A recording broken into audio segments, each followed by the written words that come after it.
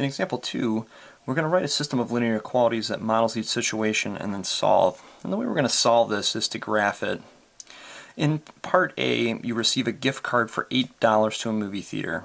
A ticket to a matinee movie costs $1, and a ticket to an evening movie costs $3. You want to see at least 2 matinee movies.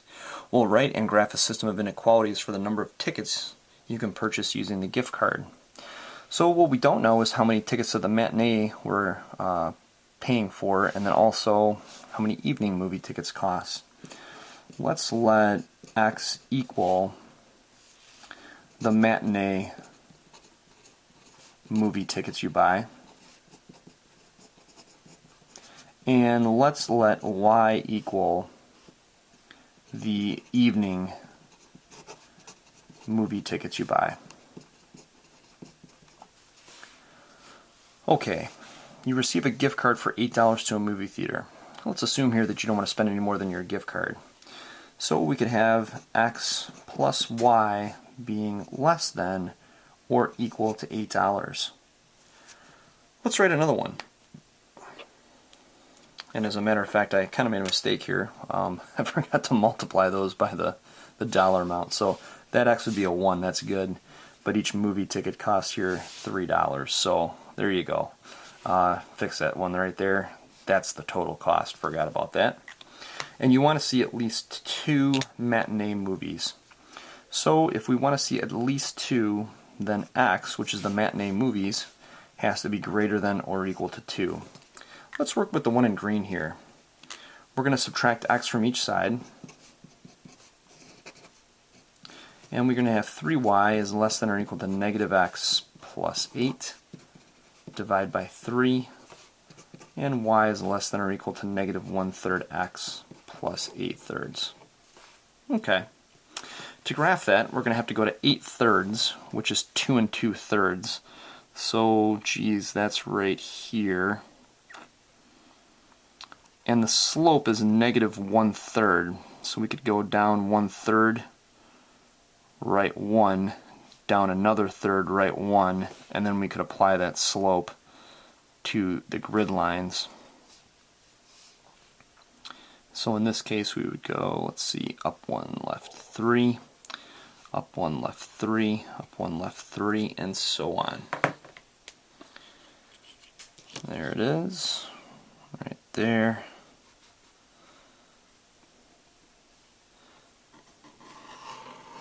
And we'll graph our line there. And we're going to choose 0, 0 here as our test point. So we'll use the original equation. X plus 3Y is less than or equal to 8. X is 0, Y is 0. And we get 0 is less than or equal to 8. That is a true statement, so we will need to shade all over here. Right there. We should probably continue this on a little bit here as well. Alright, let's do the one in red now.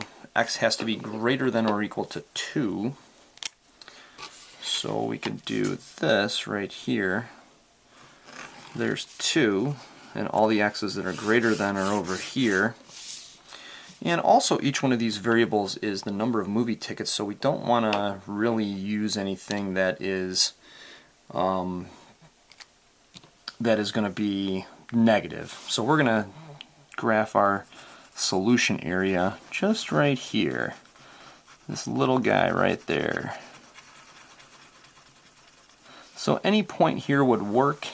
You could go to 2 matinee movies for the X, and then you could also go to 2 evening movies, and of course 3 times 2 is 6, plus another 1 is 7, so that does work.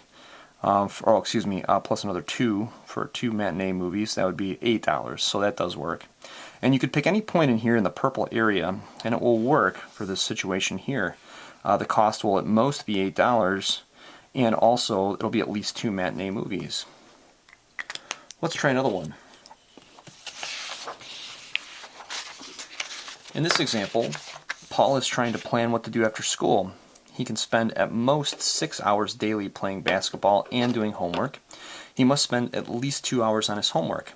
We'll create a graph that shows how he can spend his time.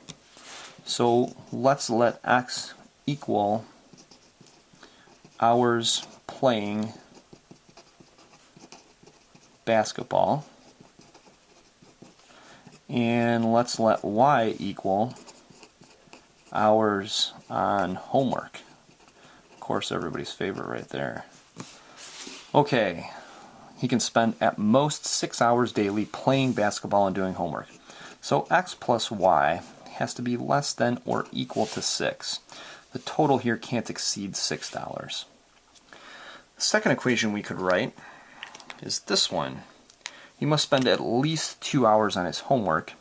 The homework variable was y, so in this case y has to be greater than or equal to 2.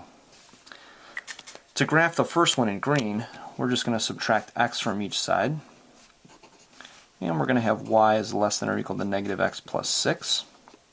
So we'll go up 6, down 1, right 1, and so on. And we'll keep going all the way down here, and we'll go all the way up there as well. So let's see what we got. And we're going to need to shade for this one here too. So let's see if we can figure out where to shade. So I'm going to choose 0, 0. 0 plus 0 is less than or equal to 6, going back to the original one.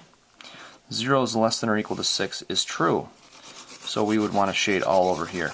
Now you could argue also that it doesn't make sense here or even down here, that really the only feasible region here that we need to look at is really this one here, because you can't spend negative hours in either one. So x can't be negative and y can't be negative. We'll get to that here shortly. Let's plot the other one. Y is greater than or equal to 2. So here's a line going right through 2. And greater than or equal to would mean up here.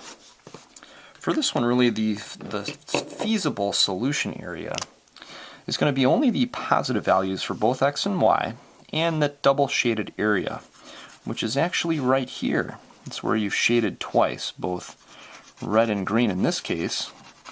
And so this little area is our feasible region. This is where our solutions lie. If you choose any point in here, it will make this situation true.